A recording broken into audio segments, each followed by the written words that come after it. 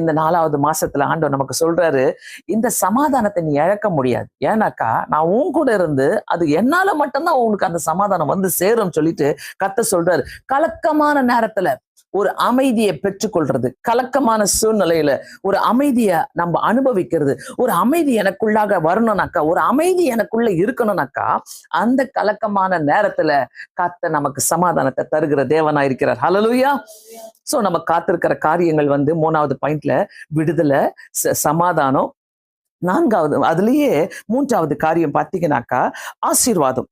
நம்முடைய எதிர்காலத்துக்கான ஆசீர்வாதங்கள் அவரால மட்டும்தான் வரும். அல்லேலூயா. ஆசீர்வாதமும் சமாதானமும் சந்தோஷமும் விடுதலையும் அவராலே மட்டும்தான் கிடைக்கும். வேற யாராலையும் இந்த உலகத்துல உனக்கு விடுதலை கொடுக்க முடியாது. ஆண்டவர் வந்து சில சோர்சஸை யூஸ் பண்ணுவாரு. எனக்கு விடுதலை கிடைக்கணும், உனக்கு விடுதலை கிடைக்கணும்னு சொல்லிட்டு சில சோர்சஸை கொண்டு வருவாரு. சோ நமக்கு ஆண்டவருக்கு தெரியும். ஏன்னாக்கா இத்தனையும் நம்ம அனுபவிக்கணும்னாக்கா நீ தேவனை நோக்கி அமர்ந்துரு. என் ஆத்மாவே தேவனை நோக்கி அமர்ந்துரு. இந்த 4வது மாசத்துல எல்லாரும் சொல்லலாமா? இந்த ஆத்மா கிட்ட சொல்லுங்க, தட்டி சொல்லுங்க, தேவனை நோக்கி அமர்ந்துரு. தட்டி சொல்லுங்க, தேவனை நோக்கி அமர்ந்துரு. Don't be discourage. தேவனை நோக்கி அமர்ந்துரு, தேவனை நோக்கி அமர்ந்துருன்னு சொல்லிட்டே இருங்க.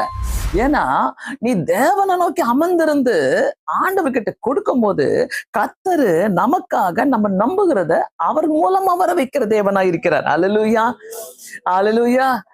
உண்மையாக வேதத்தையும் இந்த வசனத்தையும் நான் பார்க்கும் போது கர்த்தரை நம்புகிறவங்க எல்லாரும் செழிப்பா இருந்தாங்க. அவங்க வந்து சடன்னா புஷ்ன்னு அப்படியே எழும்பி செழிப்பா மாறல. கஷ்டத்திலையும் நஷ்டத்திலையும் கடந்து சென்று ஆண்டுடைய வாக்கு தத்துவத்துக்காக காத்திருந்தாங்க. ஆண்டுடைய காரியங்கள், ஆண்டுடைய திட்டங்கள் நிறைவேற வேண்டும் என்று காத்திருந்தாங்க. அதனால்தான் இந்த இடத்துல ரொம்ப அழகா இருக்குது.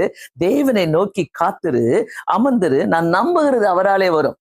ஒருவேளை நான் இப்படி கூட கேட்கலாம், நீங்க எல்லாத்தையும் பிளான் பண்ணிட்டு, நீங்க எல்லாத்தையும் யோசிச்சுக்கிட்டு, நீங்க எல்லாத்தையும் செய்ய மனசை வச்சுட்டு நான் நம்புகிறது கர்த்தரால வரும், நான் நம்புகிறது கர்த்தரால வரும் சொன்னாக்கா எப்படி இருக்கும்?